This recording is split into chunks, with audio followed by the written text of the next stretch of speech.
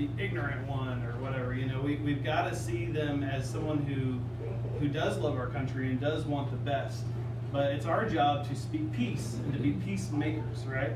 And to bring intelligence to the conversation, but also grace. You know, as Christians, we're called to have grace in every relationship we have, to demonstrate the fruit of the Spirit, which is hard, I know, man. That self-control one, it eludes me sometimes.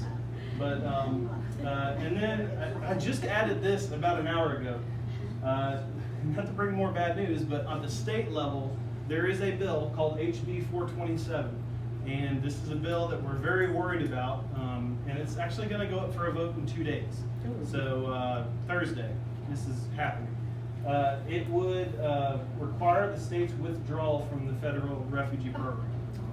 Now, that doesn't mean that we will not be able to receive refugees. It just means that there would be zero funding for it, which is kind of where we're at now. But this would just be the nail in the coffin, so to speak, for funding.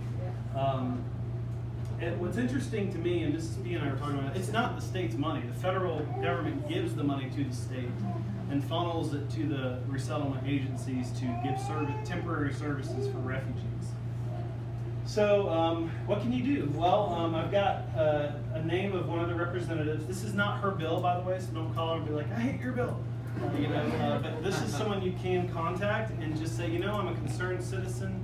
I heard about what's going on. I know that her representative area is around St. Augustine. That's her phone number. She goes up to Jillington Creek. She comes almost to Jacksonville. Almost to Jacksonville. Yeah, I was told by Patty Berggren, the state refugee coordinator, that this is someone we need to reach out to. So I'm kind of getting the strategy from Patty. Yes, ma'am. Is there a script put together on what we should say to make it easier to make those calls? Yeah, back there on the computer, whenever you type in your info, it automatically generates a script for you. Okay. And I would use that script even when you're doing these phone calls. But listen, even if you don't, sometimes I'll take my phone and I'll do a live call in front of an audience just to show how easy it is. You just be respectful and say, hey, you know what? I live in such and such district. I'm one of your, always mention, I'm one of your constituents. In other words, I'm a voter. They like to hear that.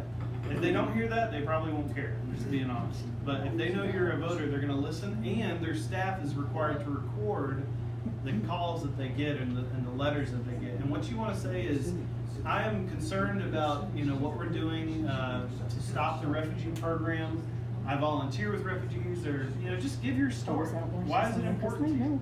You don't have to be an expert on policy, but it is good to at least know HB 427. That's the name of the bill, and that's going to be coming up for vote in the Florida House Committee on Thursday. And the 16th, yeah. And we're concerned it probably will pass the House. Representative Santiago is the one that presented it, and the co-sponsor is Representative Eagle. Michelle and I, by the way, just traveled to Tallahassee a few weeks ago.